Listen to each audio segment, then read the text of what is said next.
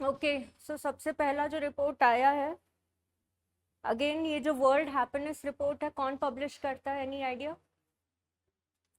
So basically we have a private institute, Gallup, Gallup करके एक private institute है।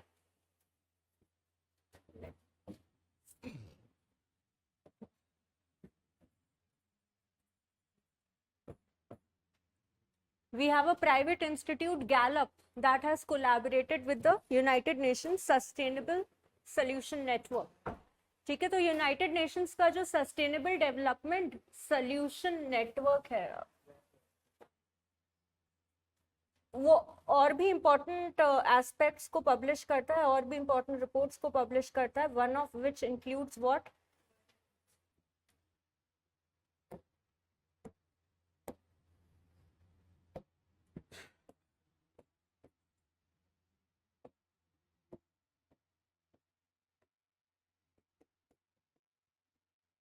Gallup के साथ कोलैबोरेट किया है to publish the world happiness report, to publish the world. So ये जो यूएन का सस्टेनेबल डेवलपमेंट नेटवर्क है, that also publishes the sustainable development goal report,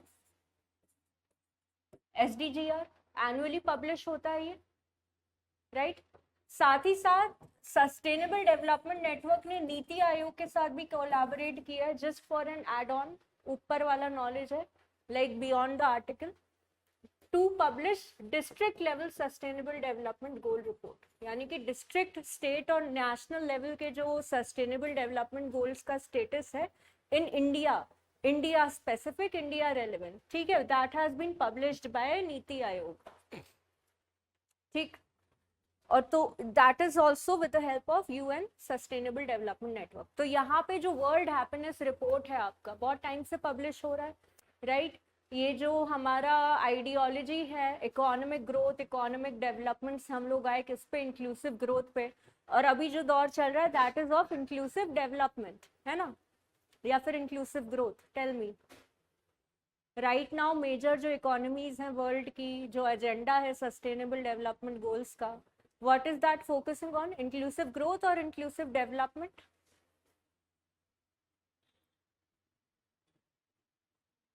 primarily अभी अगर इंडिया स्पेसिफिक अगर हम लोग बात करें, दोनों ही इंपॉर्टेंट एजेंडा है, right? We are focusing on inclusive growth. अब यहाँ पे ग्रोथ है तो development is seen as a part of it, ठीक है। तो यहाँ जो पूरा डेफिनेशन है, जो पूरा ऑब्जेक्टिव है, दैट हैज ड्रास्टिकली रिफॉर्म्ड, ठीक। तो अगेन इस रिपोर्ट के अनुसार सबसे खुशहाल कंट्री कौन सी है भाई?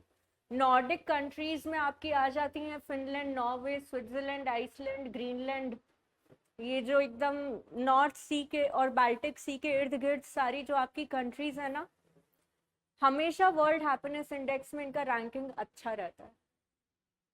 अब यहाँ पे वर्ल्ड हैप्पीनेस इंडेक्स का रैंकिंग किस बेसिस पे, मतलब क्या क्या पैरामीटर्स है, यहाँ पे अगर हम थोड़ा सा इसका एनालिसिस करें तो कुछ पैरामीटर्स जैसे कि social support, trust, community engagement और हाउस होल्ड साइज, ठीक है। अब इसको हम लोग थोड़ा सा एक होलिस्टिक ओवरव्यू देखें, like what are the parameters? Social support कैसा है, ठीक है, community trust,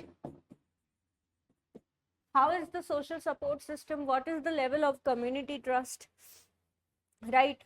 What is the household size?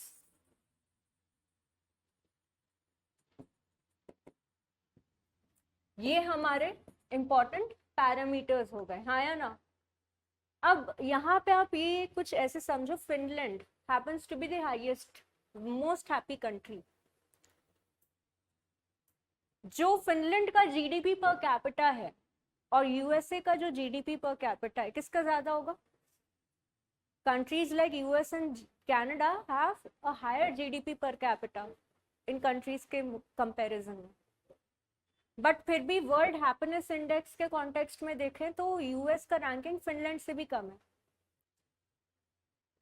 तो एक ये कॉन्ट्रडिक्शन हो गया। दूसरा कॉन्ट्रडिक्शन, अच्छा लास्ट ईयर भी वर्ल्ड हैप्पीनेस रिपोर्ट आई थी, लास्ट जब वर्ल्ड हैप्पीनेस 2023 में जब वर्ल्ड हैप्पीनेस रिपोर्ट आया उसमें भी फिनलैंड टॉप में था, बट साथ ही साथ ये भी पब्लिश हुआ था कि फिनलैंड में ड्रग एंड सब्सटेंस अब्यूज का जो रेट है that is one of the highest in the world.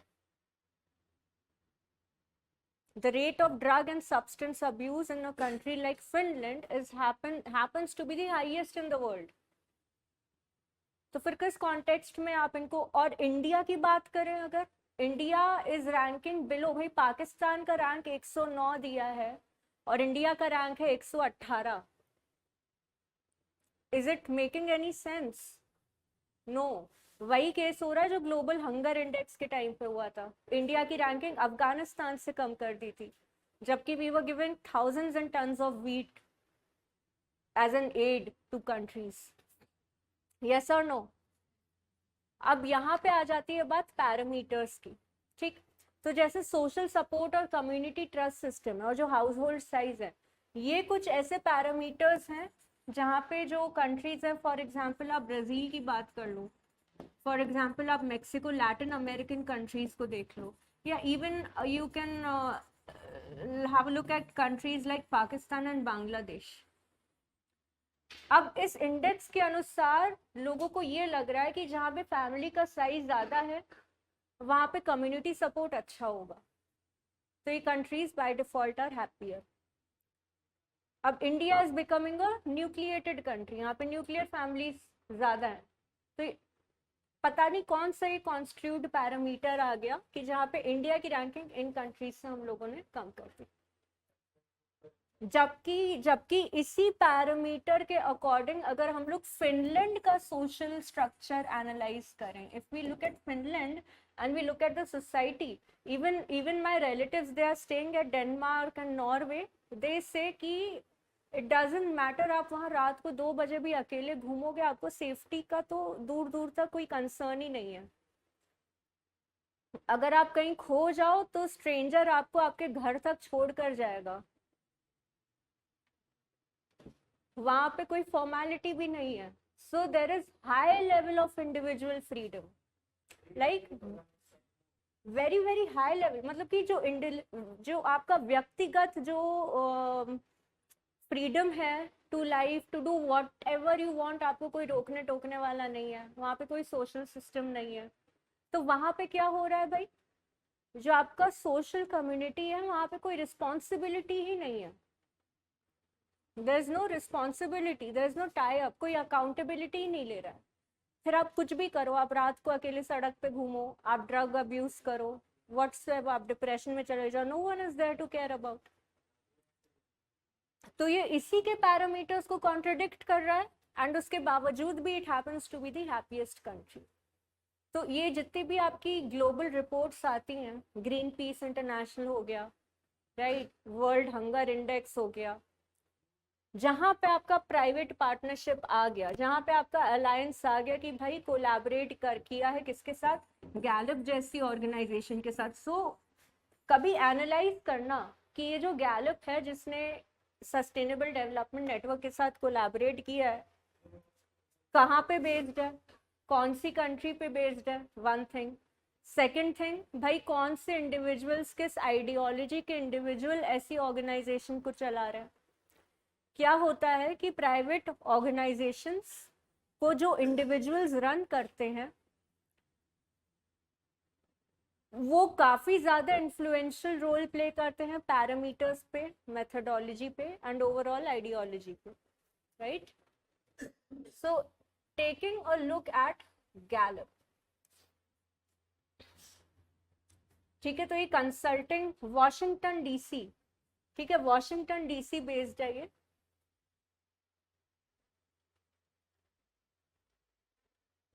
जिसके अगर आप हेडक्वार्टर्स देखो तो they are also in Abu Dhabi, London, Berlin. तो अगेन यहाँ पे obviously the methodology has to be construed, क्योंकि एक ही रिसर्च में वो रिसर्च खुद ही की फाइंडिंग्स को जाने अनजाने में कॉन्ट्रडिक्ट कर रहा है, right. So again this is the kind of what critical thinking ability, कि इस एंगल से यूएस का रैंक कितना है, 24. अब यूएस, इसके अकॉर्डिंग अगर हम देखें तो सोशल आइसोलेशन, यस यूएस जैसी इकोनॉमीज में बढ़ रहा है. Social isolation is increasing in economies like the US, right. Drug abuse, excessive use of social media, smartphone, वो तो एक अर्बन इंडियन सिटी में भी देखने को मिल रहा है. ओके, चलो that was all. But the thing is, the idea is कि कैसे आप अपनी क्रिटिकल थिंकिंग को डेवलप करो. जब भी, स्पेशली जब ये रिपोर्ट्स आ रही हैं, क्रिटिकली आप एनालाइज करने की कोशिश करो. Try to think about it on a very very critical note. Talking about weight loss drug, भाई ये साइंस एंड टेक का मैटर है, ठीक है, बहुत ज़्यादा रेलिवेंट नहीं है यूपीएससी से रिलेटेड. बट यूएस की कुछ फर्म्स हैं जो वेट लॉस ड्रग्स इंडिया में लेकर आ रही हैं. ओके, तो one of the weight loss drugs is 2.5 mg वियाल. 2.5 mg वियाल जो कि बेसिकली एक ऐसी फैमिली को बिलोंग करता है जो डायबिटीज एंड ओबेसिटी जैसी डिजीजेस को कंट्रोल करने में, डिजीजेस क्या, लाइफस्टाइल डिसऑर्डर्स को कंट्रोल करने में यूज किया जाता है. ठीक है, so basically the family is GLP-1. ठीक है, GLP-1 ड्रग फैमिली को ये बिलोंग करता है. सो अनदर थिंग इज कि इन ड्रग्स की वजह से क्या होगा कि ये ड्रग्स आर्टिफिशियली आपके एपेटाइट को और आपके हंगर को कंट्रोल करने में काम आएंगी. ये ड्रग्स आपके एपेटाइट और हंगर को क्या करेंगी, कंट्रोल करने में काम आएंगी. But tell me one thing, ये छोटा सा न्यूज है, but as a UPSC aspirant इस पर्टिकुलर न्यूज आइटम से आप लोग बताओ कि क्या क्या इंपॉर्टेंट या रेलेवेंट हो सकता है. चारों एंगल से देखो, GS1, GS2, GS3, GS4. यहाँ पे आपको कोई एथिकल कंसर्न दिखाई दे रहा है? Do you see any ethical mismanagement over here?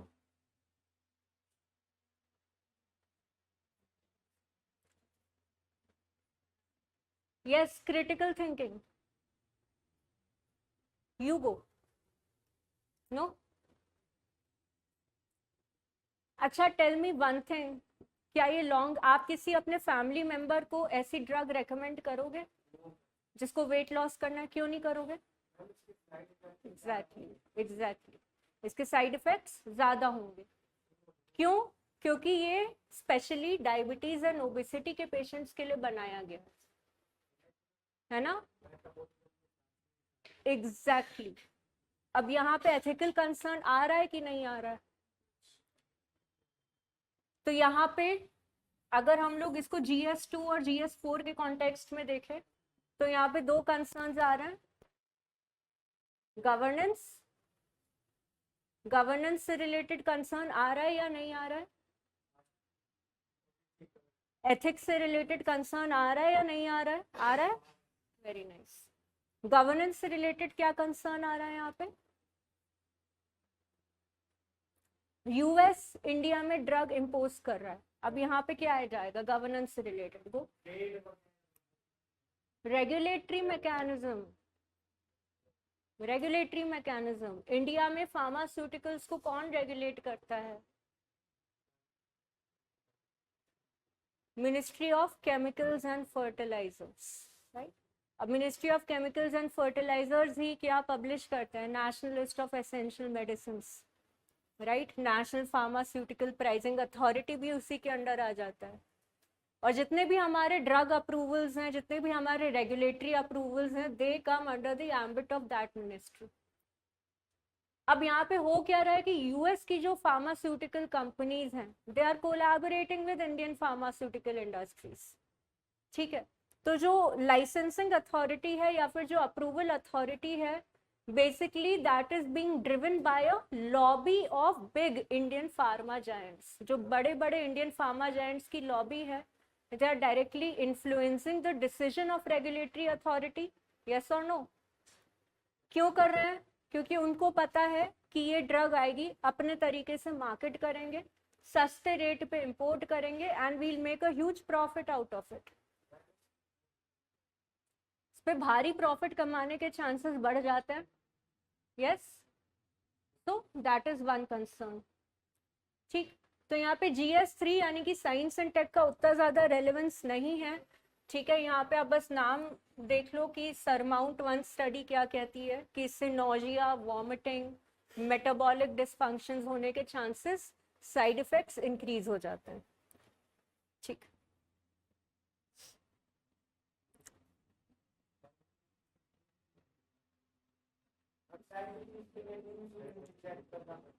हाँ जी, हाँ.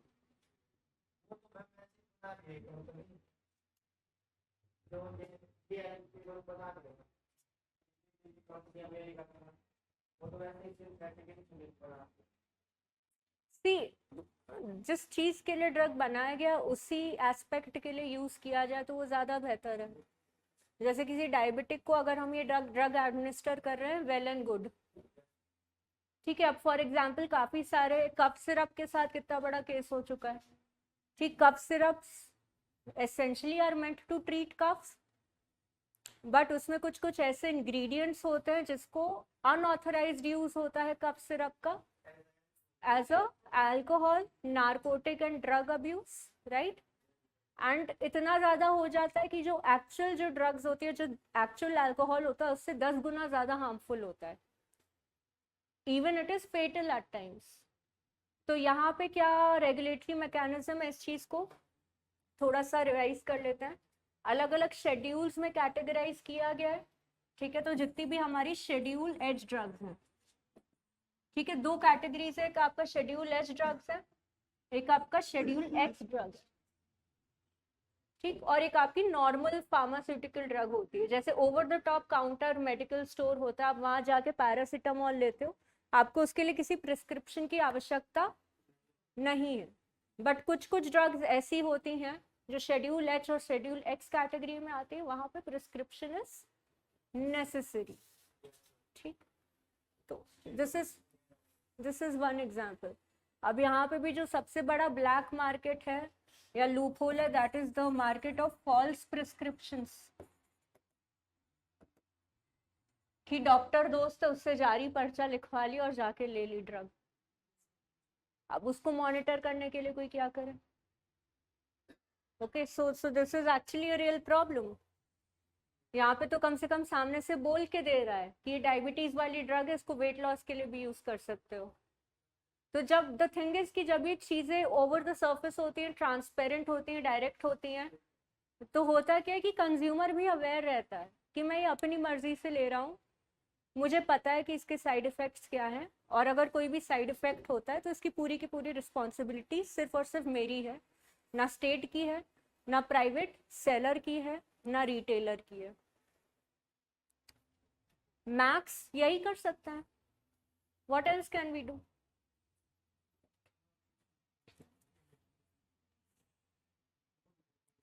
ठीक है, यहाँ पे अगर हम लोग हेल्दी ईटिंग हैबिट्स की बात करें, अगेन GS2 के पर्सपेक्टिव से देखें, तो यहाँ पे जो हमारा इंपॉर्टेंट एस्पेक्ट आ जाता है हेल्थ का, that is eat right movement. Eat right movement किसने स्टार्ट किया है?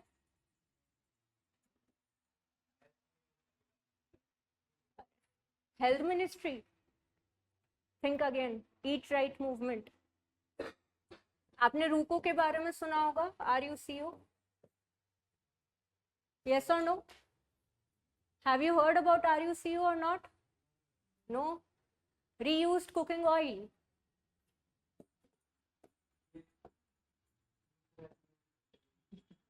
हाँ जी, क्या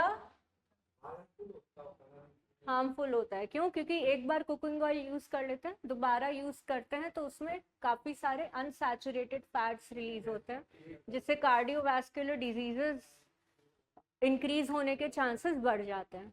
ठीक है, तो यहाँ पे ईट राइट मूवमेंट का ऑब्जेक्टिव ये है कि ऑयल, शुगर एंड ओवरऑल जो हमारा स्पाइस लोड है हमारे डेली खाने में, उसमें कम से कम 30% तक हम लोग रिडक्शन या कंट्रोल कर सके. और रीयूज कुकिंग ऑयल पे तो पूरा का पूरा बैन लगाने की कोशिश करी जा रही है.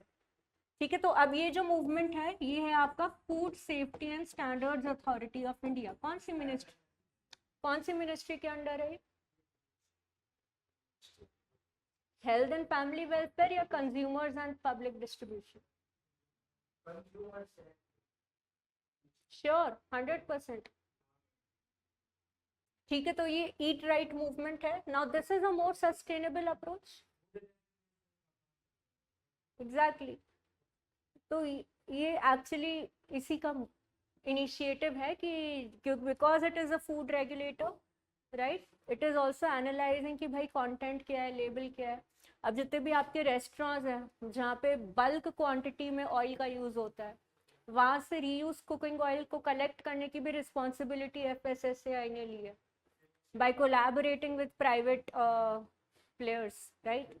तो तो ऑब्वियसली हाँ, उसको दूसरे यूजेस में, ऑल्टरनेटिव यूजेस में रिसाइकिल किया जाता है। ठीक है, ठीक है, तो this is a more sustainable measure, ये ज्यादा सस्टेनेबल हो गया, राइट।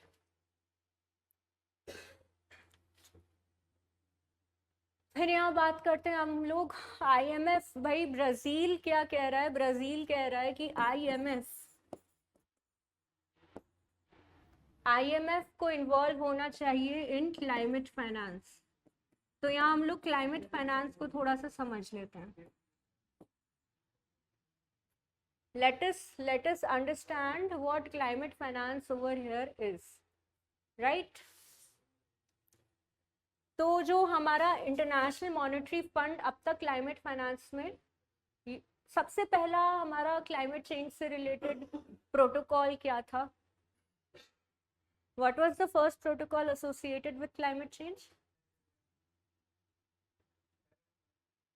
पेरिस पहला है?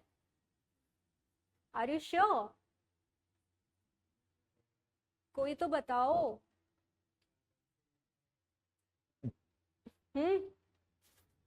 नहीं, व्हाई नॉट? Kyoto protocol? क्या यार। ठीक है, तो क्लाइमेट फाइनेंस का थोड़ा सा एक बार बहुत ब्रीफ में हिस्ट्री समझ लेते हैं, starting of with Kyoto protocol. भाई जो हमारा क्योटो प्रोटोकॉल था उसमें 3 मैकेनिज्म्स थे। ठीक है, 3 हमारे मैकेनिज्म्स थे, एक आपका जॉइंट इम्प्लीमेंटेशन, एक क्लीन डेवलपमेंट मैकेनिज्म, एंड तीसरा इंटरनेशनल एमिशंस ट्रेडिंग। ठीक, समझ लो एक बार। अच्छा, क्लाइमेट फाइनेंस से आप लोग क्या समझते हो? What do you understand by the term climate finance? What do you understand by the term climate finance?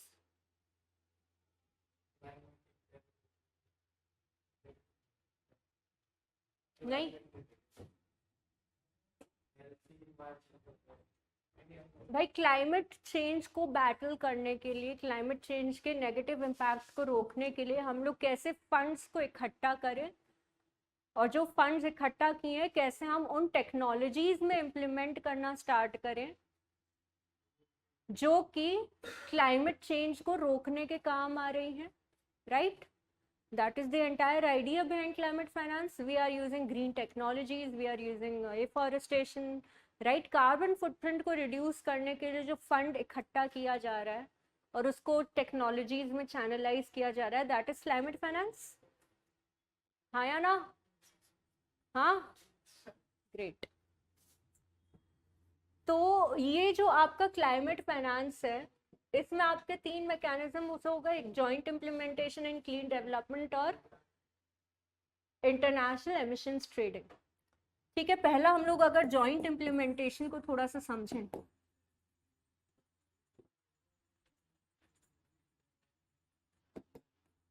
What do you understand by joint implementation?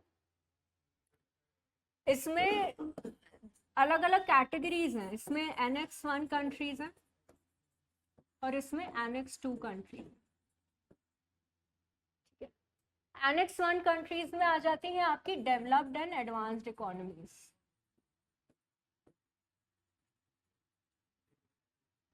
जितनी भी आपकी डेवलप्ड एंड एडवांस्ड इकोनॉमीज हैं वो Annex 1 कंट्रीज में आ जाती है। हाँ,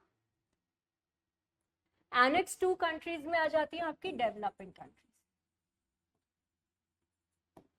अब ये एक एक्सपेरिमेंट था जिसमें क्योटो प्रोटोकॉल ने बोला कि जितनी भी एनेक्स 1 कंट्रीज हैं, यानी कि डेवलप्ड इकोनॉमीज हैं, एडवांस्ड इकोनॉमीज हैं, उन्होंने तो इंडस्ट्रियल रेवोल्यूशन का भरपूर फायदा उठाया and well ahead in time they developed themselves economically, they developed themselves socially.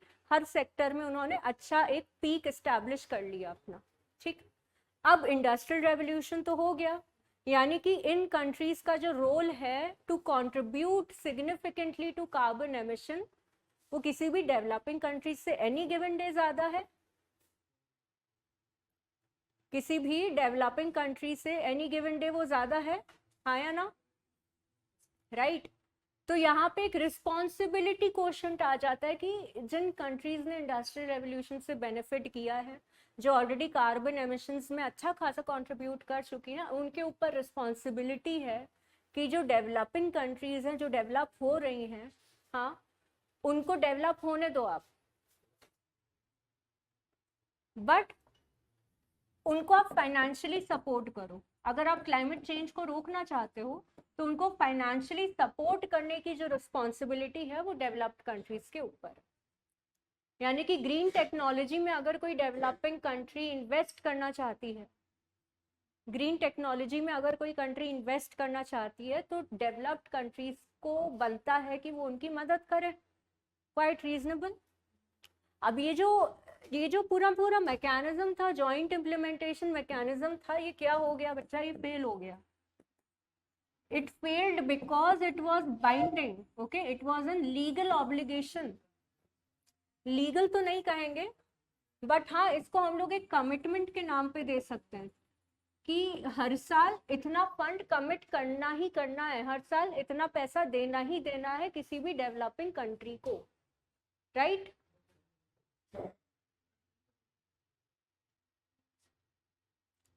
बाकी जो दो आपके थे कार्बन,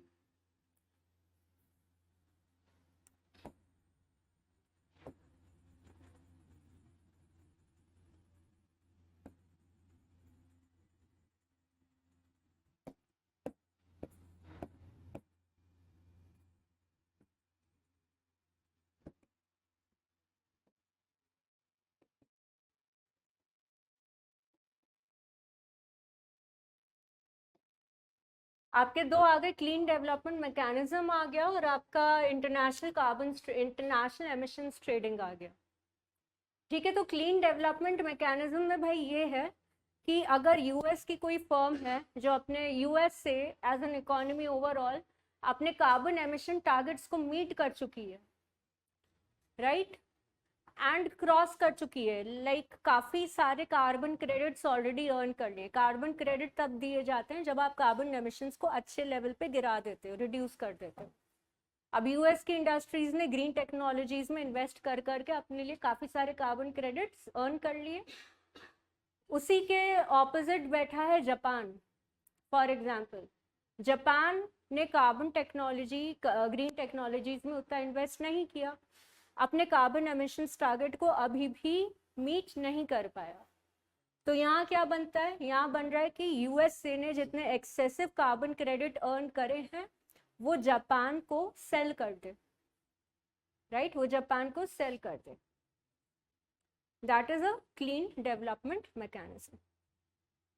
ठीक है, अब ये जो सारे आपके मैकेनिज्म्स हैं क्योटो प्रोटोकॉल के अंडर आ जाते हैं, दे बेसिकली फेल्ड क्योंकि सारी कंट्रीज ने गेम कर डाला।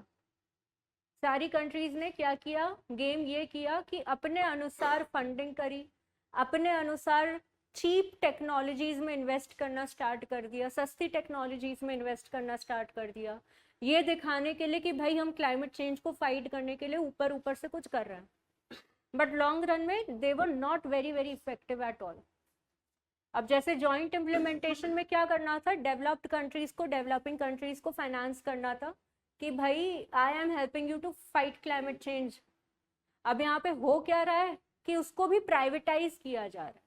अगर डेवलप्ड कंट्री फाइनेंस कर भी रही है डेवलपिंग कंट्री को, it is using the route of industry, ठीक है, तो इंडस्ट्रीज भी वैसे ही आ रही हैं जो डेवलप्ड कंट्रीज में ऑलरेडी इस्टेब्लिश हो चुकी हैं। फॉर एग्जांपल, कार्बन फुटप्रिंट को रिड्यूस करने वाली जो टेक्नोलॉजी बनाई गई थी वो किसी यूएस की ही प्राइवेट फर्म ने बनाई, राइट? और यूएस का प्राइवेट फर्म वही टेक्नोलॉजी इंट्रोड्यूस कर रहा है इंडिया में। अब यूएस गवर्नमेंट क्या करेगा, थोड़ी बहुत सब्सिडीज दे देगा और दिखा देगा कि हाँ क्लाइमेट फाइनेंस को हम फंड कर रहे हैं, बट फिर भी जो यूएस वाली जो फर्म है उसको प्रॉफिट हो रहा है, फिर भी डेवलपिंग कंट्री को पे करना पड़ रहा है एट वन पॉइंट और दी अदर। अब यहाँ पे आ जाते हैं इस पूरे आर्टिकल पे। हम लोगों ने बैकग्राउंड जो भी अब तक हमने पढ़ा बैकग्राउंड था, आर्टिकल में तो अभी कुछ है भी। अब आर्टिकल में ये कहा जा रहा है कि Brazil wants to involve the international monetary fund in climate finance. International monetary fund का क्या रोल होता है? What is the role of IMF? Yes, no? यार आईएमएफ का यहाँ पे रोल होता है कि किसी भी कंट्री में इकोनॉमिक इंस्टेबिलिटी आ जाए, एसेंशियली बैलेंस ऑफ पेमेंट का क्राइसिस आ जाए, तो वहां पे बेल आउट करता है इकोनॉमीज को। 1991 में इंडिया को किसने बेल आउट किया था? आईएमएफ ने किया था। श्रीलंका को बेल आउट किसने किया था? आईएमएफ ने किया था। वो अलग कॉन्टेक्स्ट हो जाता है, ठीक है। जापान और यूएस भी करते हैं बेल आउट, बट वो उनके ऑफिशियल डेवलपमेंट असिस्टेंस ऑब्लिगेशंस के अंडर आता है। वो ओईसीडी का एक अलग से पूरा है, उसको अभी बीच में मत लाओ, let's not break the objective, ठीक है। तो यहाँ पे फिर यहाँ पे ब्राजील क्या चाह रहा है? यहाँ पे ब्राजील चाह रहा है कि हम लोग आईएमएफ को इंक्लूड करें, आईएमएफ को इन्वॉल्व करें। क्यों? ये स्ट्रेटेजिक बॉल गेम हो गया ब्राजील का, ये स्ट्रैटेजी खेल रहा है ब्राजील। वो इसलिए क्योंकि आने वाला जो कॉन्फ्रेंस ऑफ पार्टीज है, UN United Nations conference of parties जो है यूएनएफसीसी का, आने वाले समय Brazil is going to host that. G20 भी Brazil is going to host that. तो अभी ब्राजील के पास जो पावर है to influence the policies of climate change and influence the policies of climate finance, Brazil is trying to use that power, Brazil is trying to assert that power. अब यहाँ पे IMF को include करने का सबसे बड़ा reason ये है कि जो जॉइंट इम्प्लीमेंटेशन में प्राइवेट चैनल के थ्रू हो रहा था, यहाँ आईएमएफ अगर डायरेक्टली इन्वॉल्व हो जाएगा तो जो फंडिंग है, जो हेल्प हम लोग कर रहे हैं, वो गवर्नमेंट चैनल्स के थ्रू हो जाएगी। Instead of using the private channel, we will now be using what? The government route. We'll now be using the government route to fund the private institute, to fund the other countries, developing countries. ठीक। दूसरी बात, IMF कभी भी किसी economy को bail out करता है तो दो तरीके के लोन्स होते हैं, एक आपका कंडीशनल लेंडिंग होता है, एक अनकंडीशनल लेंडिंग होता है। कंडीशनल लेंडिंग आईएमएफ को ये पावर देता है कि वो इकोनॉमिक पॉलिसीज को इन्फ्लुएंस कर सके।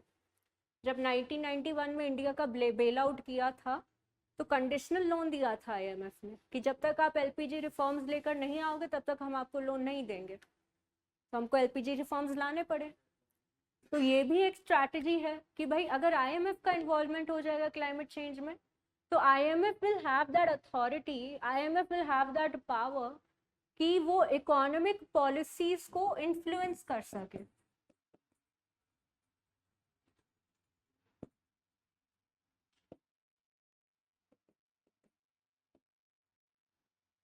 कि भाई हम इकोनॉमिक पॉलिसीज को कैसे इन्फ्लुएंस करें कि जो गवर्नेंस से रिलेटेड जितने भी इश्यूज हैं वो चेंज कर सकते हैं। इकोनॉमिक पॉलिसीज से रिलेटेड जितने भी इश्यूज हैं, कैसे हम लोग गवर्नेंस को यूज करके उन्हें चेंज करें।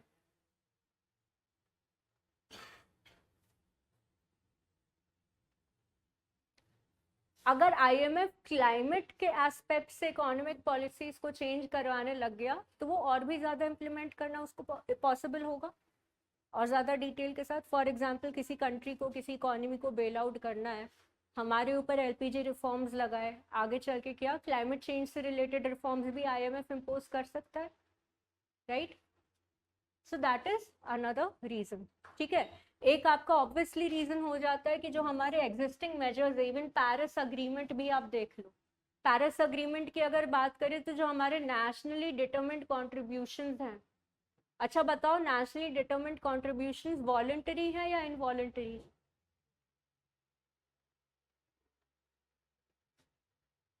Voluntary. What is nationally determined contribution? NDC क्या है? No idea.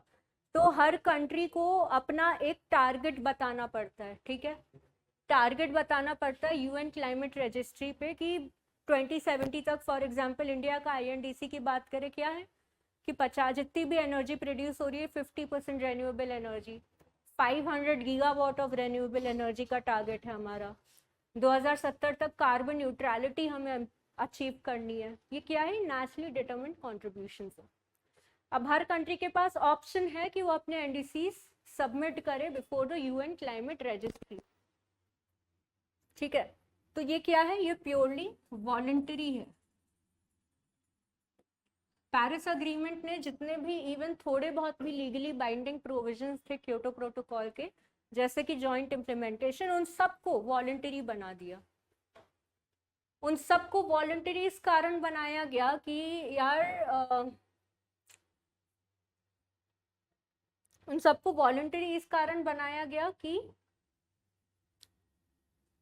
जो भी करो अपने मन से करो, बट अगर आप सामने से चल कर आ रहे हो, ये कह रहे हो कि मैं क्लाइमेट चेंज को रोकने के लिए ये सारे स्टेप्स इंप्लीमेंट करेंगे हम लोग, तो make sure that you are also working towards that, ठीक है। इसको इंश्योर करने के लिए ग्लोबल स्टॉक टेक भी होता है, ठीक है, हर 5 साल बाद, नोट डाउन, हर 5 साल बाद जितने भी आपके नेशनली डिटरमिन्ड कॉन्ट्रीब्यूशंस हैं, ठीक है, उनका एक एनालिसिस होता है, उनका एक रिव्यू होता है, कितना टारगेट था, कितना अचीव हुआ, पूरा ग्लोबल स्टॉक टेक होता है।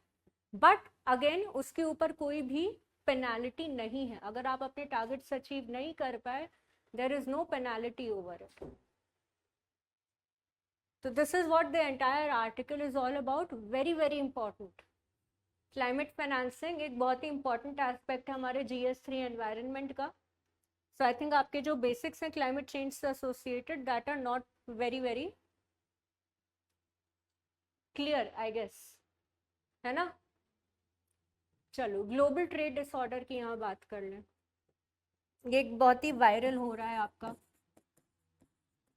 MAGA क्या है? व्हाट इज मागा?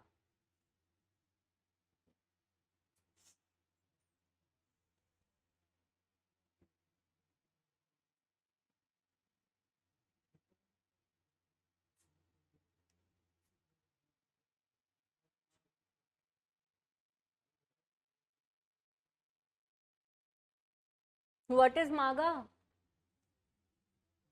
इसी आर्टिकल में लिखा हुआ है कहीं, थोड़ा बहुत अगर दिख रहा है। हाँ, मेक अमेरिका ग्रेट अगेन सामने ही लिखा हुआ है। अच्छा पीछे वालों को दिख नहीं रहा होगा, दिख रहा है मेक अमेरिका।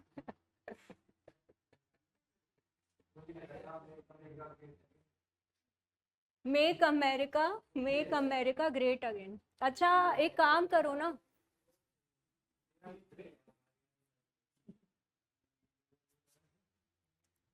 तो make America great again, global trade disorder, ये आर्टिकल बेसिकली किसके बारे में बात कर रहा है? यूएस की जो ट्रेड पॉलिसीज हैं, ठीक है। ट्रम्प रेजिम के बाद, जैसे कल वाली क्लास में क्या डिस्कस किया, अच्छा आप लोग थे नहीं, कि ट्रम्प रेजिम के बाद क्या आया? यूरोपियन का जो करेंसी है, यूरोपियन स्टर्लिंग, यूरो स्टर्लिंग, जिसको यूरो डॉलर के नाम से भी जाना जाता है, ठीक है। यूरो डॉलर क्या है, पाउंड स्टर्लिंग क्या होता है, ठीक है। यूरो जोन और यूरो करेंसी और यूरो के अंडर जो अलग अलग कंट्रीज हैं उनकी करेंसी, उनके बीच में डिफरेंस क्या होता है, कभी समझेंगे, इट्स वेरी इंटरेस्टिंग।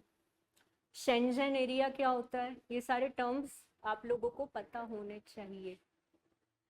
चलो एनीवे, यहाँ पे अगर हम बात करें यूएस के इकोनॉमिक पॉलिसीज की, तो एक पॉलिसी है जो सबको पता है। What is that? Make America great again का ऑब्जेक्टिव क्या है?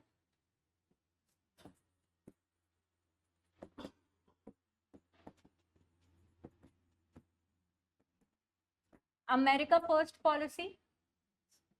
Yes, America America first policy किसकी तरफ हिंट कर रहा है? America first policy is basically hinting towards what?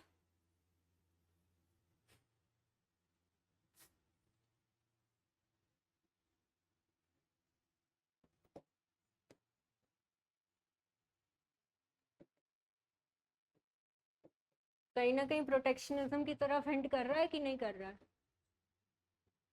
Yes और नो? अभी यूएस डोनाल्ड ट्रंप ने क्या कहा है कि हमारे जो रिलेशंस हैं इंडिया और यूएस के बीच में, जो रिलेशंस हैं दे आर गुड। इंडिया और यूएस के बीच में जो रिलेशंस है बहुत अच्छे हैं, मगर आगे चल के भाई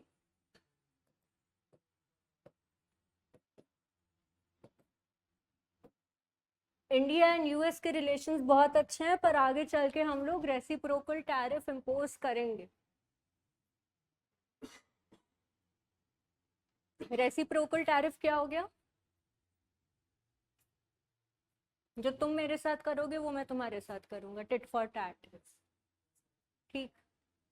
बट ये जो पूरा टिट फॉर टैट वाला ट्रेड पॉलिसी है इंडिया और यूएस के बीच में उतना ज्यादा टेंशन नहीं क्रिएट करने वाला, क्योंकि इंडिया जो यूएस से इंपोर्ट कर रहा है और यूएस जो इंडिया से इंपोर्ट कर रहा है, दोनों कमोडिटी ही अलग है। ठीक है, तो अगर इंडिया किसी चीज पे, फॉर एग्जांपल इंडिया मेज या वीट पे ट्रेड, फॉर एग्जांपल अभी रियल लाइफ सिनेरियो आपको बताती हूँ कि जो स्टील इंपोर्ट है, स्टील इंपोर्ट पे कुछ दिन पहले यूएस ने टैरिफ लगाया है, कनाडा स्टील इंपोर्ट्स।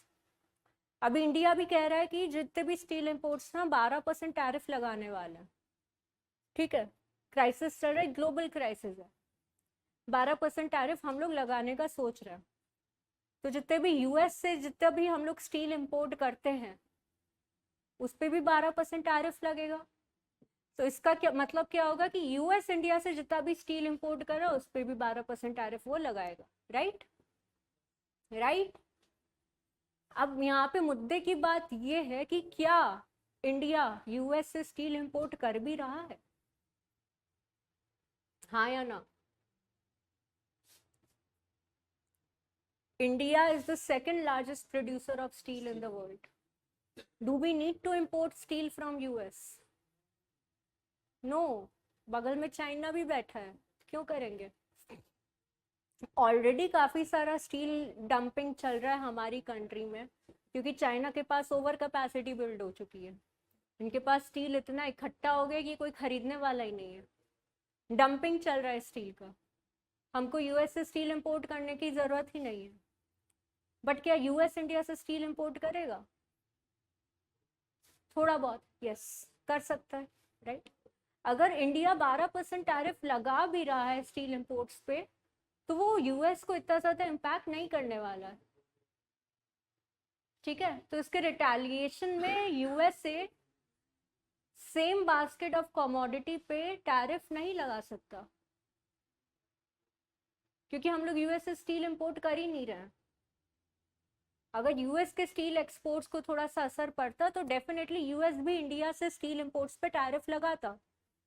तो रेसिप्रोसिटी तभी प्रैक्टिकल है, तभी एप्लीकेबल है, जब एक्सपोर्ट और इंपोर्ट का जो कमोडिटी बास्केट है उसमें काफी ज्यादा सिमिलैरिटी हो। यहाँ पे उतनी ज्यादा सिमिलैरिटी नहीं है, दैट इज वन थिंग। ठीक है, यहाँ पे यूएस की ट्रेड पॉलिसीज और ट्रम्प का रिजीम उतना ज़्यादा रिलेटेबल भी नहीं है। फॉर एग्जांपल यूएस की कुछ कुछ ट्रेड पॉलिसीज है। फॉर एग्जांपल यूएस का जो ट्रेड एक्ट है उसका एक आर्टिकल है 301। ठीक है, आर्टिकल 301 बहुत बार किसी भी गवर्नमेंट के अंदर बहुत बार जो है यूएस इसको यूज कर चुका है to pressurise other countries into trade concessions, into trade concessions। ठीक है, तो जो आर्टिकल 301 है इसको इम्प्लीमेंट करने वाला USTR, US trade regulation act है, that imposes the article 301 to pressurise other countries, especially जो आपकी डेवलपिंग कंट्रीज हैं, ट्रेड कंसेशंस में। ऐसा इसलिए क्योंकि यूएस डब्ल्यूटीओ का भी मेंबर है, यूएस डब्ल्यूटीओ का भी मेंबर है। हाँ, अब डब्ल्यूटीओ ये कहता है कि अगर आप एडवांस्ड इकोनॉमी हो, राइट, अगर आप यूएसए हो और एडवांस्ड इकोनॉमी हो तो आपका बनता है यार, आप बड़े भाई हो, अंकल सैम अपने आप को कहते हो, right, you call your self uncle Sam, पर आप डेवलपिंग कंट्रीज की मदद ही नहीं कर रहे हो। थोड़ी सी मदद करो, उस मदद का नाम क्या है? Generalised system of preferences.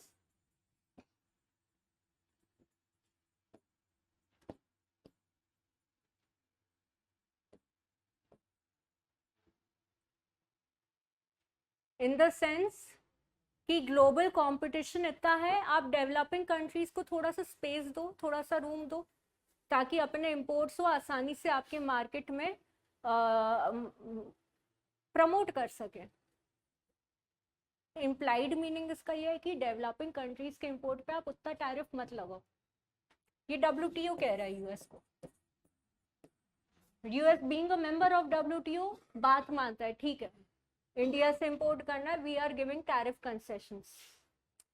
इस चीज को काउंटर करने के लिए लेजिस्लेटिव पॉलिसी आ गई यहाँ पे ये, ठीक है। WTO का भी बात रख लिया, पर हमारे ये तो लीगल है, what can we do about it. ये तो लॉ है, ये तो पॉलिसी है, हम तो इम्प्लीमेंट करेंगे। तो यहाँ पे WTO कुछ कह पाएगा यूएस को? अनलेस एंड अनटिल कोई कंट्री ट्रेड डिस्प्यूट में यूएस को ना लेकर जाए, जो कि नहीं लेके जाने वाली है obviously, right. Unless and until कोई ऐसा करे, US is free to implement article 301 कि ठीक है हम लोगों ने जनरलाइज सिस्टम ऑफ प्रेफरेंसेस दे दिया, बट अंदर कारपेट क्या चल रहा है कि हमारी लोकल जो हमारी नेशनल पॉलिसी है, आपको भी हमें ट्रेड कंसेशन देना पड़ेगा। अभी हम लोगों ने इनडायरेक्ट प्रेशर डालना स्टार्ट कर दिया, ठीक है। तो ये भी आप क्या कह सकते हो कि एक एग्जाम्पल है। ये क्या हो गया, इस चीज को हम लोग क्या कहते हैं, डबल स्टैंडर्ड कहते हैं।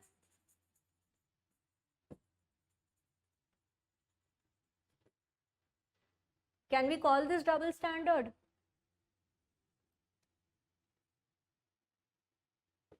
कि फायदा कर भी रहे हो, नहीं अपना भी फायदा ज्यादा इंपॉर्टेंट है, उसको देखना है, जो आपकी टिपिकल जो बिजनेस मेंटालिटी होती है, राइट। एंड अगर आप कैपिटलिस्ट आइडियोलॉजी से देखो या फिर आप एक एंटरप्रेन्योर की तरह सोचो, तो ये पूरी तरीके से गलत नहीं है। It is not entirely or completely wrong. Why shouldn't a country think about itself first, right? और यूएस भी क्यों ना सोचे खुद के बारे में? It's very practical. काफी सारी countries under the carpet route निकालती हैं, सिर्फ मुंह पे कह रही हैं ठीक है हमारा ऑब्जेक्टिव है वेलफेयर, हमारा ऑब्जेक्टिव है विश्व कल्याण, बट पता चल रहा है कि एक्चुअल में रियलिटी कुछ और ही चल रहा है। इससे बेहतर है कि आप ऑन द फेस कर लो।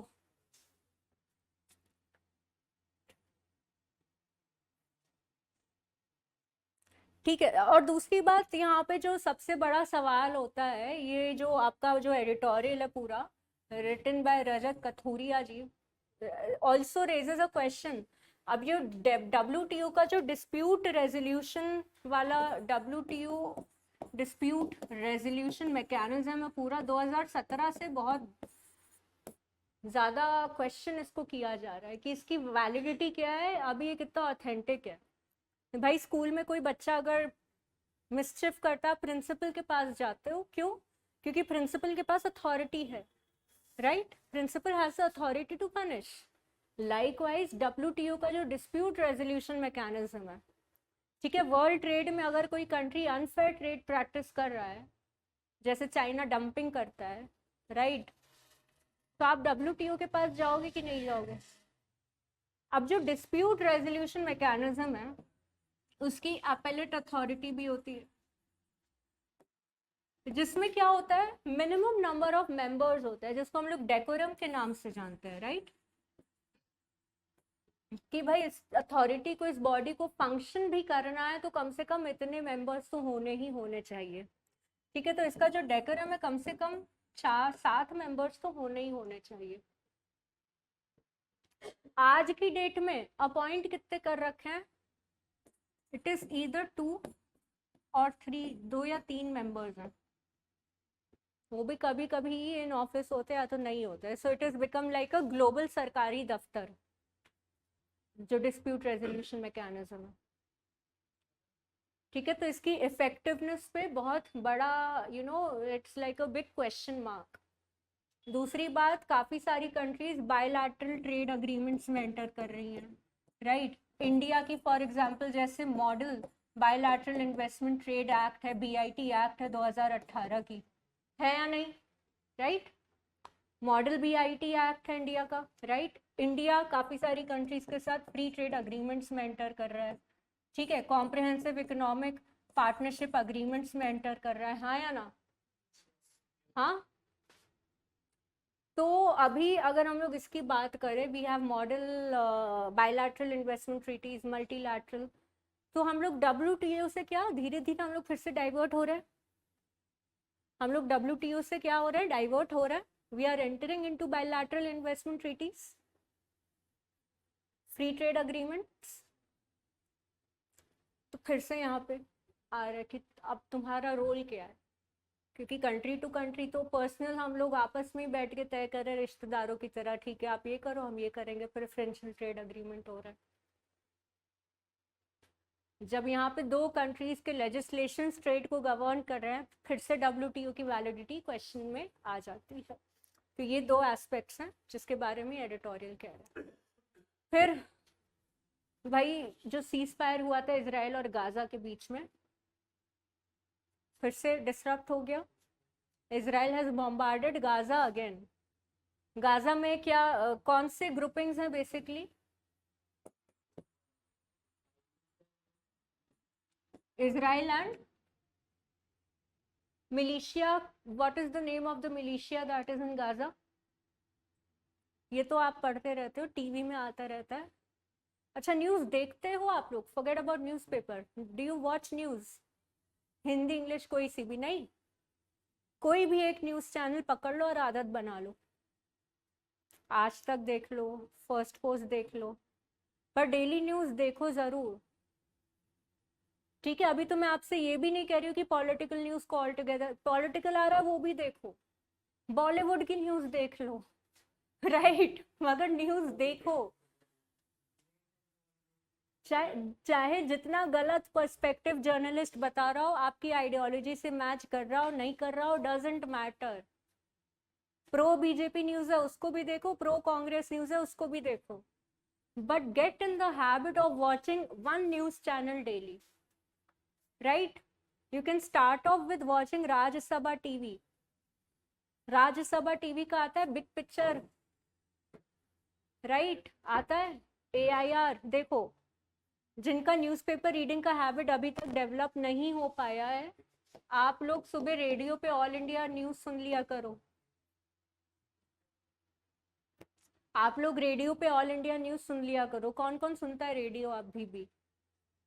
किसी के पास आदत नहीं है, सुनते हो? ऑल AIR न्यूज़ सुनते हो?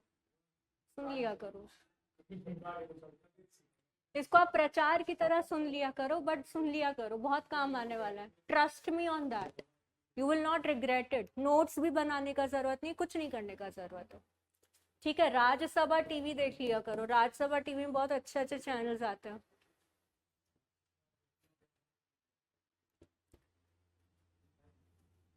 चलो, Israel is fighting with Hamas. Hamas क्या है? हमास क्या है? हमास के बारे में क्या जानते हो आप? हाँ जी, मिलिशिया है, टेरर ग्रुपिंग है, क्या है ये? Right, it is a militia spreading terrorism. Houthi के बारे में सुना है आप लोगों ने? Who are the Houthis? जैसे हमास कहाँ है? गाजा में। हमास कहाँ है? गाजा में। हाउथीज कहाँ है?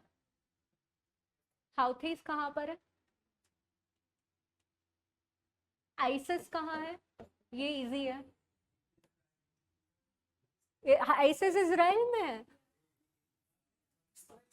सीरिया, सीरिया यार,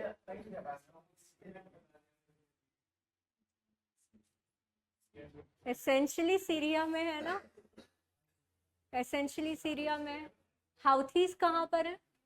यमन, राइट।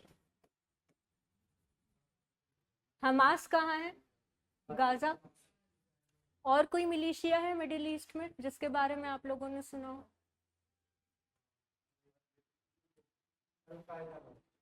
अलकायदा का है?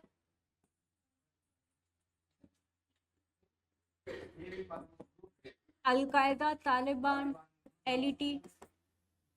तालिबान तो Afghanistan, al Qaeda Pakistan, LET although इनके ब्रांचेस ऑब्वियसली काफी जगह स्प्रेड है बट स्टिल, है ना? हाँ, अभी न्यूज में भी आए थे। ठीक, अब मैं इनके बारे में पढ़ा नहीं रही हूँ, गलत मत समझ लेना कि इनकी हिस्ट्री के बारे में हम बताने जा रहे हैं, ठीक है? मैप वर्क के कॉन्टेक्स्ट में ये जरूरी है। क्या होता है, मैच द फॉलोइंग आता है, ठीक है, आ चुका है। रोहिंग्या कौन से कंट्री को बिलोंग करते हैं? अच्छा, curds, what about curds? Kurdistan, curds, yes yes, go on. पता है तुम्हें, यू कैन डू इट। कोई गेस करो, कर्ड्स। हाँ जी, ऑप्शन में आ जाता है Iran, Syria, Turkey. Iran, Turkey, Turkey, Turkey, Turkey, Turkey. Turkey में जो आपका सेसेशनिस्ट मूवमेंट चल रहा है, राइट? इंडिया में कुछ कुछ मिलिशियास, मिलिशियास क्या, जो ट्राइबल कम्युनिटीज हैं, कुकी ट्राइब है ये, ठीक है, इसको टेररिस्ट मत बोल देना। ट्राइब है बट वायलेंस और दंगे कर रहा है। क्या, कहाँ पे, कौन से स्टेट से associate? Bru Reang, Bru Reang tribe, anyone? एक ही ट्राइब है, दो अलग अलग नाम है। एक है, एक स्टेट में ब्रू के नाम से जाना जाता है, दूसरे स्टेट में रियांग के नाम से जाना जाता है। एनीवन?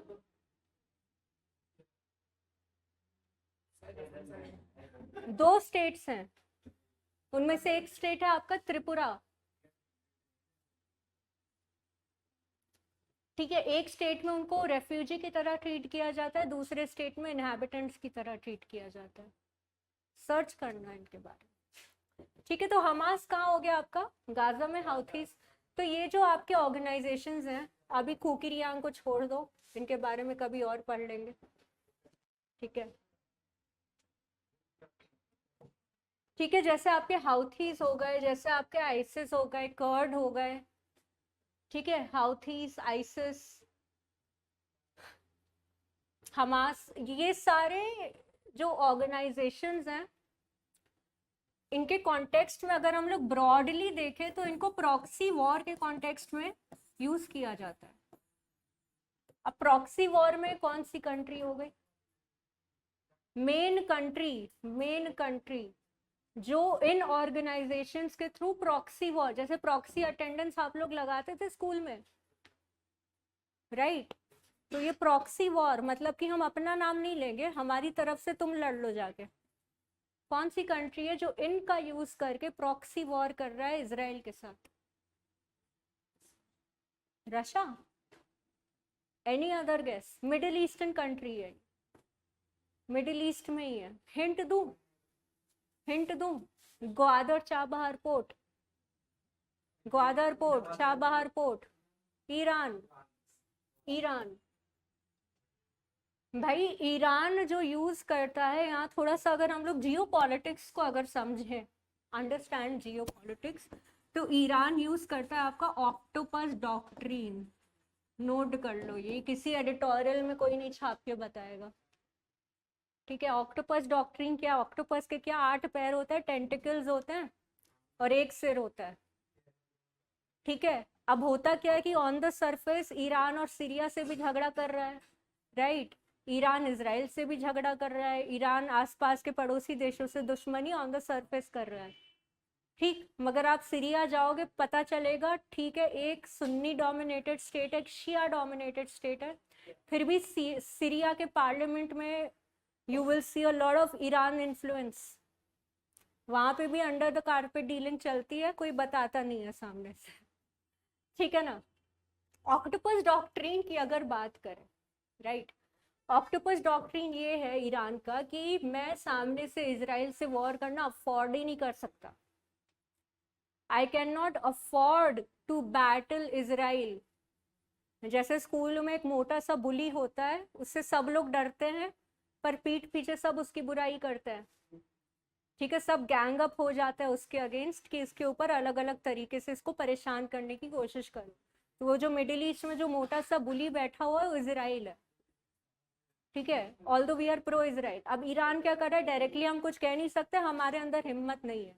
गलती से इजराइल ने फाइट बैक कर दिया, रिटेलिएट कर दिया, हम लोग हमेशा हमेशा के लिए खत्म हो जाएंगे, and that's the reality, that is the reality, right.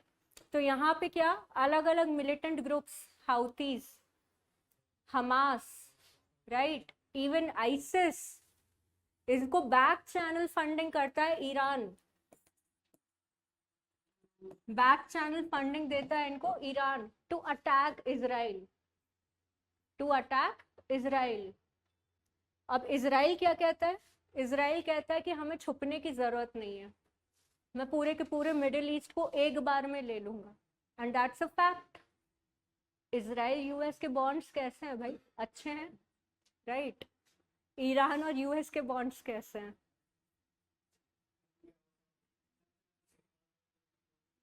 Not good, है ना, not good.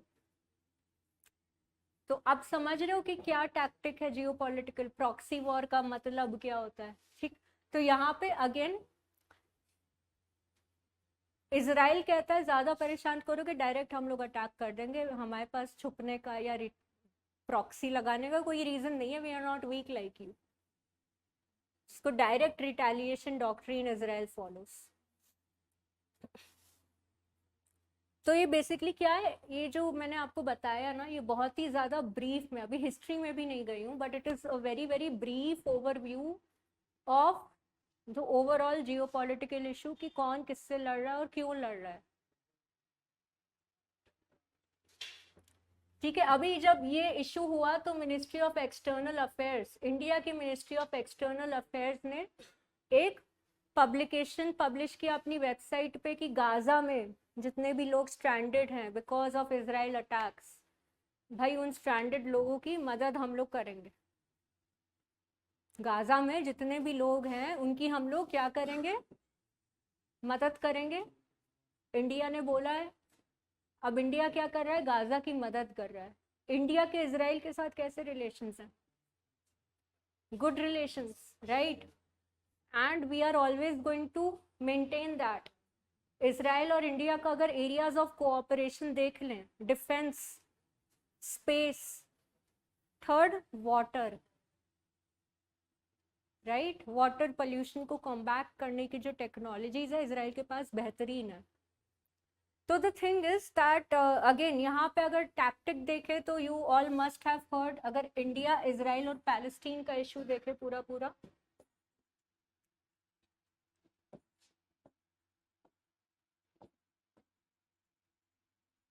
dehyphenation, have you heard about dehyphenation? what is dehyphenation का बेसिक मतलब क्या है,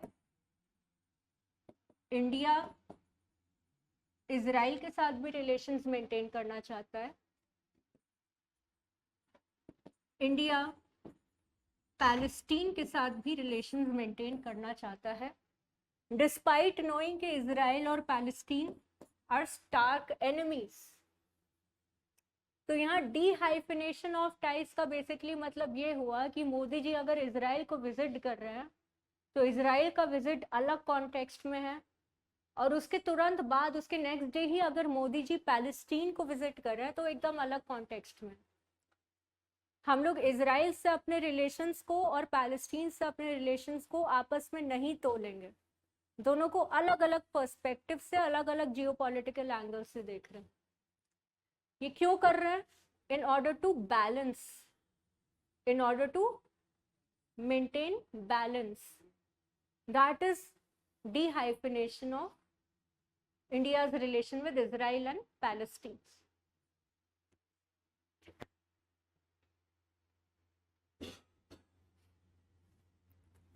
बहुत बेसिक लेवल पे अभी हम लोगों ने किया है, but again very important to understand. थोड़ा बहुत आप जैसे जब आप लोग मेंस की तैयारी करोगे तो वर्ल्ड हिस्ट्री के कॉन्टेक्स्ट में भी यू विल, जब आप पढ़ोगे तो और ज़्यादा बेहतर जो है अंडरस्टैंडिंग हो जाएगी। ठीक है, आप ब्रॉड लेवल पे ये समझ लो कि क्यों मिडिल ईस्ट सारा का सारा यूएस का दुश्मन है लगभग।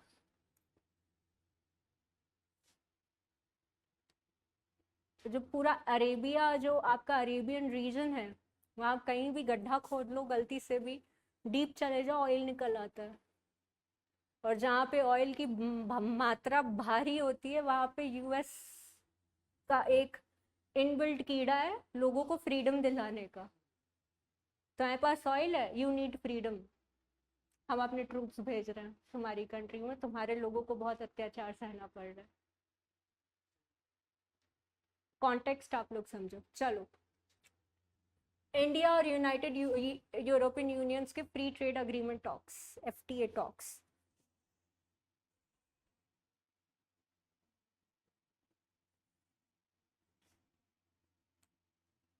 ठीक है, तो 2013 में हम लोगों ने स्टार्ट किए थे।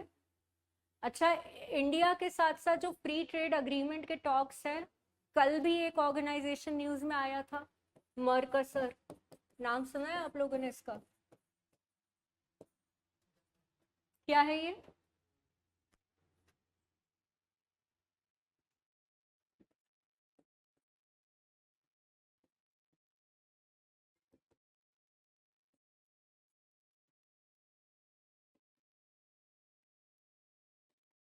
ये आपका हो गया south American common market, right? This is your south. तो इंडिया एंड मर्कसर के ट्रेड टाइज फिर से रीस्टैब्लिश होने को हैं? यस। तो the thing over here is कि इंडिया और मर्कसर के trade ties are going to establish, re-establish again. Preferential trade agreement हम लोगों ने 2004 में इनके साथ साइन कर लिया था, 2009 में ये इफेक्टिव हो गया।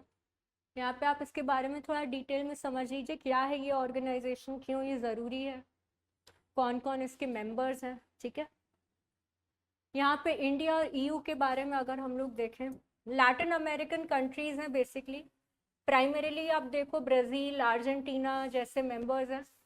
वेनेजुएला को इससे 2016 में सस्पेंड कर दिया गया था। इंडिया ईयू ने फ्री ट्रेड अग्रीमेंट 2013 में साइन किया, तब से बात चल ही रही है। ठीक है, तब से बातचीत चल ही रही है, बट अगर इसकी एक्चुअलिटी देखें तो 8 साल बाद फिर से फ्री ट्रेड अग्रीमेंट से रिलेटेड चर्चा स्टार्ट हुई है। ठीक है, 8 सालों बाद फ्री ट्रेड अग्रीमेंट से रिलेटेड फिर से जो, एंड बेसिकली क्यों, ट्रम्प की जो पॉलिसीज दोबारा से आई, ईयू का ऑलरेडी इकोनॉमिक स्लो डाउन चल रहा है, अभी से नहीं, 2008 के बाद से तब से स्लो डाउन ही स्लो डाउन चल रहा है, with no far fetch sign of improvement. Pandemic के बाद तो और भी बुरा हाल है, और ऐसी वैसी इकोनॉमीज ही नहीं, बड़ी बड़ी जो इकोनॉमीज है, जर्मनी, यूके, ठीक है, तो they are struggling to recover their economy. Greece तो आप भूल ही जाओ, वो तो ग्रेग्जिट वाला तो पुराना केस भी हो गया। Even these economies were implementing austerity measures. Austerity measures मतलब कम से कम खर्चा करेंगे, इकोनॉमी को बचाना है। अब क्या इकोनॉमिक स्टिमुलस की तरफ जा रहे हैं to battle the Trump regimen, जो ट्रेड पॉलिसीज है यूएस की, अमेरिका फर्स्ट ट्रेड पॉलिसीज। अब क्योंकि अमेरिका फर्स्ट ट्रेड पॉलिसी आ गई, ईयू, यूरो जोन, जो यूरो डॉलर है वो कमजोर पड़ने लग गया, कमजोर पड़ने लग गया, तो फिर से ईयू आया। अब किसके पास आ रहा है वापस? इंडिया के पास। चलो, 8 साल पहले एफटीए की बात चली थी, दोबारा से स्टार्ट करते हैं।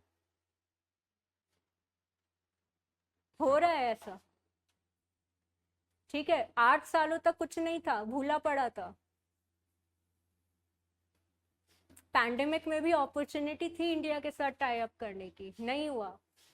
क्यों? क्योंकि अपने टर्म्स एंड कंडीशंस, हमेशा से इनका यही रहा, अपने टर्म्स एंड, माई वे और हाईवे। ठीक है, तो अब इनको पता चल रहा है कि माई वे एंड हाईवे वाला रूट इनके लिए बहुत ज्यादा काम नहीं आने वाला, राइट? माई वे और हाईवे वाला रूल अब बहुत ज्यादा नहीं चलेगा, because America is going to become great again.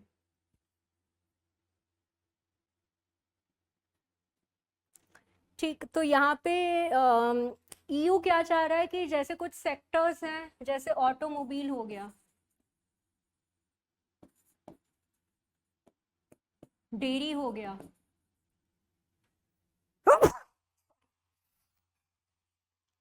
Beverages हो गए, ठीक है, इन पे जो है टैरिफ अपना रिड्यूस करें। Automobile, beverages, dairy, European Union, इन पे अपने टैरिफ्स जो हैं वो क्या करें, कम करें, राइट। तो यहाँ पे ऑटो टैरिफ का कट, इंडिया जो है जो ऑटो टैरिफ कट्स हैं उन पे एम्फोसाइज ज्यादा करेगा। ऑब्वियसली डेयरी पे हम लोग टैरिफ कट नहीं इम्पोज कर सकते। वर्ल्ड का लार्जेस्ट मिल्क प्रोड्यूसर कौन है, एक्सपोर्टर कौन है, आरसेप भी प्राइमरीली हम लोगों ने इसी वजह से ज्वाइन नहीं किया था, डेयरी एंड फार्मा सेक्टर को नेगेटिव इम्पैक्ट हो रहा था, अब फिर से वही हो रहा है, ठीक है। तो again it is very much tentative कि ये जो पूरा जो अग्रीमेंट है अभी इतना ज़्यादा इस्टेब्लिश हो पाएगा या नहीं, क्योंकि जिन सेक्टर्स में यूरोपियन यूनियन को कट चाहिए they are not very beneficial for us, specially in terms of domestic producer. अच्छा, यहाँ कॉन्ट्रडिक्शन आप ऐसे भी देख लो कि यूरोपियन यूनियन और यूएस जैसे देश में क्या चल रहा है, जितने भी वेस्टर्न वर्ल्ड हैं वहां पे वीगन मूवमेंट चल रहा है। स्लोगन सुना होगा, not your mom not your milk, गाय का दूध भैंस का दूध क्यों पी रहे हो। Vegan movement is all about that. अब ये जो मूवमेंट है ये सोशल मूवमेंट है, लाइफस्टाइल मूवमेंट है। अब लाइफस्टाइल चेंज में डायरेक्ट इम्पैक्ट किसको पड़ेगा, इंडियन एक्सपोर्ट्स को, इंडियन डेयरी एक्सपोर्ट्स को, राइट। वीगन मूवमेंट मतलब कि जो डेयरी प्रोडक्ट्स होते हैं, जो cow derive product, cattle derive products होते हैं, मिल्क, चीज, घी, बटर, इन पे कट डाउन करके plant based milk.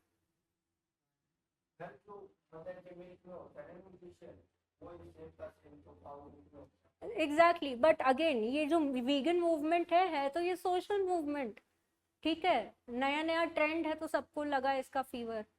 But the thing is कि ये जो लाइफस्टाइल चेंज है वो डायरेक्टली किसको इम्पैक्ट करेगा, इंडियन एक्सपोर्ट्स को इम्पैक्ट करेगा या नहीं। तो एक पॉइंट पे वहाँ के लोग ये भी कह रहे हैं कि आप काउ मिल्क मत पियो, दूसरे पॉइंट पे वहाँ की गवर्नमेंट ये कह रही है कि आप डेयरी के जो इम्पोर्ट्स हैं हमारी कंट्री से, जो आप मिल्क इम्पोर्ट करें उस पर टैरिफ कम करो। तो ये दो अलग अलग बातें कॉन्ट्रडिक्टरी हो गई या नहीं। ऑब्वियसली कहीं ना कहीं वो अपना ही फायदा चाह रहे हैं, हमारे नुकसान पे अपना फायदा चाह रहे हैं, right. It is like the age old trade policy typical of Europe, ठीक। इसी तरह ईयू में क्या है, एक मैकेनिज्म चलता है, कार्बन बॉर्डर एडजस्टमेंट मैकेनिज्म। अब इंडिया ने भी कार्बन न्यूट्रलिटी का जो गोल है वो इम्पोज किया है 2070 में। यूरोपियन यूनियन कह रहा है हमें कार्बन न्यूट्रलिटी चाहिए 2040, 2040-45 तक हमको कार्बन न्यूट्रलिटी चाहिए, ठीक। अब अपने कंट्री के कार्बन एमिशंस को कम करने के लिए जो हाईली कार्बन एमिटिंग गुड्स होते हैं अपने देश में मैन्युफैक्चर नहीं कर रहे हैं पर दूसरे देश से इंपोर्ट कर रहे हैं। तो जितने भी दूसरे देश से हम लोग गुड्स इंपोर्ट कर रहे हैं उस पर हम लोग क्या लगा रहे हैं, कार्बन टैक्स लगा रहे हैं, कार्बन इंपोर्ट टैक्स लगा रहे हैं। क्यों, क्योंकि इंडिया में तो वो गुड मैन्युफैक्चर हुआ, वहां पे तो CO2 एमिट हो रहा है। दुनिया तो एक है, ऐसा तो नहीं कि इंडिया का स्पेस अलग है, EU का स्पेस अलग है तो एक ही धरती पे सब। कार्बन एमिट होके कहीं और तो जाएगा नहीं, राइट। तो EU चाह रहा है कि इंडिया भी कार्बन बॉर्डर एडजस्टमेंट लगाए जितने भी गुड्स इंपोर्ट हो रहे हैं। अब मान लो हम जैसे हम लोग कुछ इंपॉर्टेंट एसेंशियल कमोडिटीज इंपोर्ट कर रहे हैं जिनके मैन्युफैक्चर में कार्बन एमिट हुआ ही हुआ है बट हमारी कंट्री के लिए ज़रूरी है। अब उस पर हम लोग कार्बन बॉर्डर एडजस्टमेंट मैकेनिज्म लागू करने लगे, यानी कि कार्बन टैक्स लगा दें, तो हमारे कंज्यूमर्स को कहीं ना कहीं इम्पैक्ट पड़ेगा। हम लोग LPG, LNG, क्रूड ऑयल ये सारी चीज़ें इंपोर्ट करते हैं, कार्बन इंटेंसिव गुड्स हैं कि नहीं, तुरंत हमारे यहाँ कुकिंग गैस, ऑयल के प्राइसेस बढ़ जाएंगे। तो that is also an unfair demand from EU, जिसकी वजह से आज तक हम लोग इस फ्री ट्रेड अग्रीमेंट को कभी भी सब्सटैंशिएट नहीं कर पाए। तो यहाँ पे क्या चाहिए, यहाँ पे जब तक EU के एंड से फ्लेक्सिबिलिटी नहीं आएगी, जब तक यूरोपियन यूनियन के एंड से क्या नहीं आएगी, फ्लेक्सिबिलिटी नहीं आएगी, तब तक हम लोग इसको इम्प्लीमेंट नहीं कर पाएंगे, right. So this is what exactly the entire trade talk is all about. ठीक है, यहाँ पे फिर जो आता है इंडिया के क्वालिटी कंट्रोल ऑर्डर्स पे भी यूरोपियन यूनियन ने क्वेश्चन उठाया है। ठीक है, इंडिया में अगर क्वालिटी कंट्रोल ऑर्डर्स की बात करें, कौन कौन से ऑर्गेनाइजेशंस आ जाते हैं यहाँ? Quality council of India, yes. Quality council of India कौन सी मिनिस्ट्री के अंदर आ गया? Consumer affairs, right. आ चुका है प्रीलिम्स में, नींद आ रही है? BIS, bureau of Indian standards, BIS का egg mark, hallmark, right. Quality control of India. तो ये सारी चीजें क्या, ये सिर्फ डोमेस्टिक ही नहीं, इंटरनेशनल इंपोर्ट्स के ऊपर भी उतनी ही लागू होती हैं। ठीक, तो यहाँ पे यूरोपियन यूनियन चाह रहा है कि इनसे रिलेटेड जो हमारे नॉर्म्स हैं उनको हम थोड़ा सा ईज आउट करें ओवर टाइम।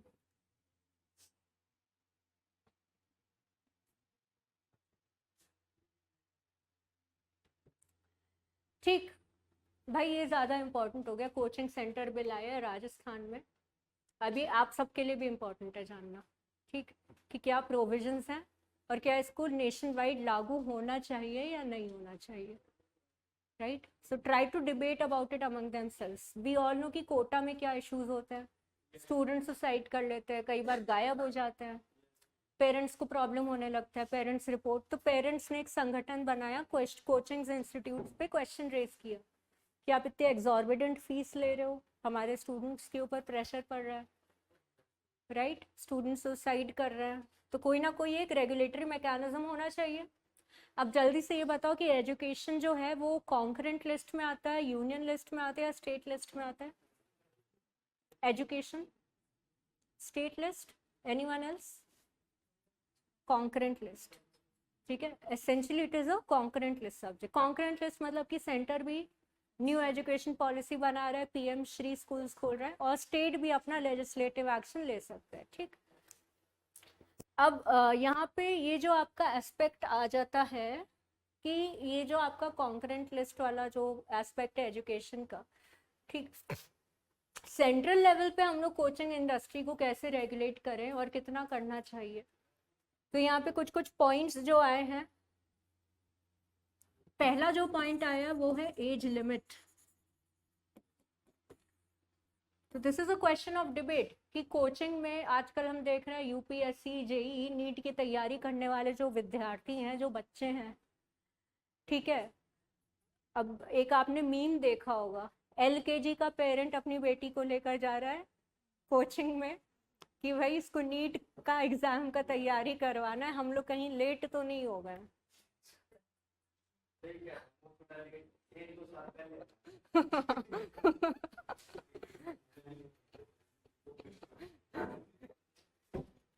तो यार एज लिमिट होनी चाहिए कोचिंग इंस्टीट्यूट्स में, लेकिन नहीं कि स्कूल गोइंग स्टूडेंट्स को आप IIT का कोचिंग करवा रहे हो, ठीक है। और ये कोई नई बात नहीं है, मेरे टाइम पे स्टार्ट हो गया था। मेरे जो क्लासमेट्स थे from science and tech scheme, 11th class 10th से पिटजी नाम की एक कोचिंग हुआ करती थी, वो ज्वाइन कर रहे हैं। पहले तो थी ना, हम उस द थिंग इज कि इज देयर, तो यहाँ पे जो टेंटेटिव एज लिमिट है यार कि 16 इयर्स से नीचे आप किसी भी स्टूडेंट को कोचिंग में भर्ती मत कराओ, and that is justified, yes और नो? हाँ, वही मैं कहने जा रही हूँ कि ऑब्वियसली इतने छोटे बच्चे को कोचिंग ज्वाइन कराने का क्या जरूरत है। हम तो ये कह रहे हैं 18 भी नहीं, 21 साल में कराओ। 21 साल या एट मैक्स आप 18 साल की एज में कोचिंग ज्वाइन करा लो, दैट इज फाइन। ग्रेजुएशन के साथ साथ आप प्रोफेशनल कोर्स की तैयारी कर रहे हो, या ऑब्वियसली वहाँ पे कोई ऑप्शन भी नहीं है, राइट। बट यहाँ बिल में कोई मिनिमम एज लिमिट नहीं रखी, तो इसको क्वेश्चन में लाया गया है कि मिनिमम एज लिमिट। दूसरा जो एस्पेक्ट आ जाता है वो आता है मिनिमम फीस कितनी होनी चाहिए। कि भाई फीस को कौन, कोचिंग की फीस को कौन रेगुलेट करेगा। जैसे आप लोग यूपीएससी की तैयारी करते हो, आप लोगों को पता है यूपीएससी का मार्केट क्या है। आप दिल्ली चले जाओ, वहां पे आप कोई भी टॉप 10 इंस्टीट्यूट्स में एडमिशन कल को लोगे, तो किसी भी इंस्टीट्यूट में चले जाओ, जीएस फाउंडेशन की ले दे के एक जैसी फीस होती है कि नहीं होती है, राइट। 1 to 1.5 लाख किसी भी top, I won't name any top 10 institution, it will be almost the same fee. आप एडटेक में चलो जाओ, एडटेक क्या कर रहे हैं भाई, वो कह रहे हैं कि हम लोग सस्ते में कोचिंग करवाएंगे, उस चीज़ को प्रमोट करने की कोशिश कर रहे हैं। अब आप कलेक्टिवली जितने भी एडटेक के आप कोर्सेज देख लो, X, edtech X, edtech Y, edtech Z, 3 edtechs हैं। अब तीनों का जो जीएस फाउंडेशन वाला जो बैच होगा, तीनों की फीस सेम होगी, तीनों का स्ट्रक्चर सेम होगा। तो जो कंपटीशन होता है इंडस्ट्री इंस्टीट्यूट के बीच में, चाहे एडटेक प्लेटफॉर्म ले लो या कन्वेंशनल कोचिंग ले लो, वो सिर्फ ऑन द फेस होता है। अंडर द कारपेट क्या होता है भाई, अंडर द कारपेट आपका एक कार्टेल आ जाता है, ये एक कार्टेल आ जाता है, यानी कि आपस में टाई अप तो सबका रहता है। क्यों, फीस सेम है, अलग अलग क्यों नहीं है। कोई 3 लाख क्यों नहीं चार्ज कर रहा, सब 1.5 लाख ही क्यों चार्ज कर रहे हैं। कोई 25,000 30,000 क्यों चार्ज कर रहा है, सब 18,000 ही क्यों चार्ज कर रहा है। अंडरस्टैंडिंग है। तो इंस्टीट्यूट्स के बीच में कार्टेल, एक अंडरस्टैंडिंग एस्टैब्लिश हो गई, ठीक है। अब ये जो कार्टेल, ये इनफॉर्मल है, it is an informal cartel, यानी कि कंपटीशन कमीशन ऑफ इंडिया के अंदर ये एक अनफेयर ट्रेड प्रैक्टिस हो गया या नहीं हो गया। कंपटीशन कमीशन ऑफ इंडिया के अंदर ये एक अनफेयर ट्रेड प्रैक्टिस हुआ कि नहीं, हो गया। अब यही कार्टेल को अगर फॉर्मलाइज कर दिया जाए, एक रेगुलेटरी अथॉरिटी इस्टेब्लिश कर दी जाए कि भाई कोचिंग इंस्टीट्यूट्स को रेगुलेट करने के लिए ये एक अथॉरिटी, एक लेजिस्लेशन हम लोग नेशनल लेवल पे लेकर आए, इसकी रेगुलेटरी अथॉरिटी है। डू वी नीड दैट और नॉट, कितना जस्टिफाइड होगा। अब ये सारे जो पॉइंट्स हैं मेंस के आंसर राइटिंग के लिए बहुत ज़रूरी हैं, ठीक। अगर रेगुलेटरी अथॉरिटी आ गई तो जो अनफेयर जो ट्रेड प्रैक्टिस को जब जितना हम लोग जिस एक्सटेंट तक हम लोग अनफेयर कह रहे हैं, अब वही फेयर में बदल जाएगी, उसका और ट्रांसपेरेंसी आ जाएगा, राइट। कुछ कोड ऑफ कंडक्ट होते हैं, कोड ऑफ एथिक्स होते हैं, जो भाई कार्टेल अज्यूम करके चलता है, जस्टिफाइड है, वो रेगुलराइज हो जाएगा। रेगुलेटरी अथॉरिटी अगर इम्पोज करना स्टार्ट कर देगी, वो वहां जस्टिफाई हो जाएगा, है ना। बहुत ब्रॉड लेवल है, आप इसका छोटा सा आर्टिकल है, but if you want to think about it then there are many many many dimensions to it. And लिख के ले लो, it will be asked in your mains, GS2 में ये आना ही आना है। By the way, Rajasthan will be the first state to come up with such a bill. इससे पहले क्या कोचिंग को रेगुलेट करने के लिए किसी स्टेट ने बिल लॉन्च किया है, लॉन्च कह रहे हैं, बिल क्या किया है, क्या करते हैं बिल को, ड्राफ्ट, एग्जैक्टली, होता है कभी कभी। चलो, बस बस बस बस, बाकी के आर्टिकल्स कल डिस्कस करें, हो गया आज का। चलो ठीक है, ठीक है। अच्छा, इट इज़ बीन 1.5 hours।